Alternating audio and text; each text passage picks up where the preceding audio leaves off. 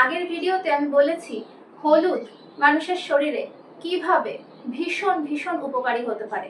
এই ভিডিওটাতে বলবো হলুদ কখন কখন ক্ষতিকর প্রমাণিত হবে, ভয়ঙ্কর কিছু ক্ষতি যা আপনার শরীরে ডেকে আনতে পারে আপনার অত্যধিক পরিমাণে হলুদ খাওয়া বা হলুদের সাপ্লিমেন্ট নেওয়া। ভুলগুলো এড়াতে অবশ্যই পুরো ভিডিওটা শুনে নিন। আর এই ধরনের ইনফরমেটিভ ভিডিও যদি আপনার ভালো লাগে তাহলে চ্যানেলটা সাবস্ক্রাইব করে রাখবেন। হলুদ যদি আপনি বেশি পরিমাণে বেশি দিন খেতে থাকেন তাহলে আপনার শরীরে অ্যানিমিয়ার মতো রোগ দেখা যেতে পারে, কারণ হলুদ আমাদের শরীরে আয়রন অ্যাবজর্পশনে বাধা দেয়। এর ফলে রক্তের পরিমাণ কমে যাবে, হিমোগ্লোবিন কমে যাবে এবং দেখা দেবে অ্যানিমিয়া বা রক্তাল্পতার মতন রোগ। প্রেগনেন্ট মহিলারা কোনোভাবেই খাবারে ব্যবহার করার বাইরে হলুদ খাবেন না, কারণ এতে আপনার অ্যাবর্শন পর্যন্ত হয়ে যেতে পারে। যাদের রক্ত জমাট বাঁধে না, যাদের রক্ত পাতলা বা যারা হার্টের কোনো কারণে রক্ত পাতলা হওয়ার ওষুধ খাচ্ছেন তারা কখনোই হলুদ খাবেন না। হিমোফিলিয়ার মতো রোগ যাদের আছে তারা হলুদ সাপ্লিমেন্ট হিসেবে খাবেন না, এতে আপনার সমস্যা আরো বেড়ে যাবে।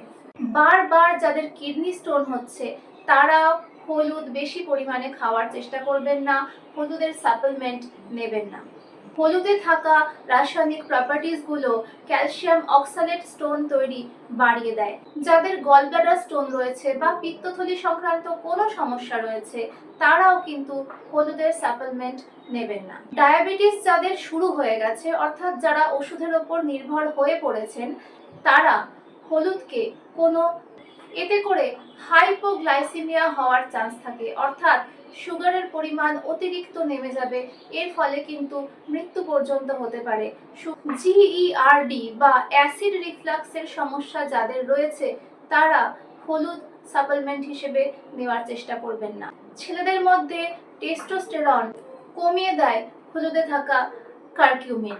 যেসব ছেলেদের এই সংক্রান্ত কোনো সমস্যা রয়েছে তারা হলুদ সাপ্লিমেন্ট নেওয়ার চেষ্টা করবেন না বা বেশি পরিমাণে কাঁচা হলুদ খাবেন না। আমি কিন্তু বারবার বললাম এটা সাপ্লিমেন্ট বা এক্সট্রা হলুদ খাওয়ার কথা, কোনোভাবেই রান্নার হলুদ আপনার কোনো ক্ষতি করছে না।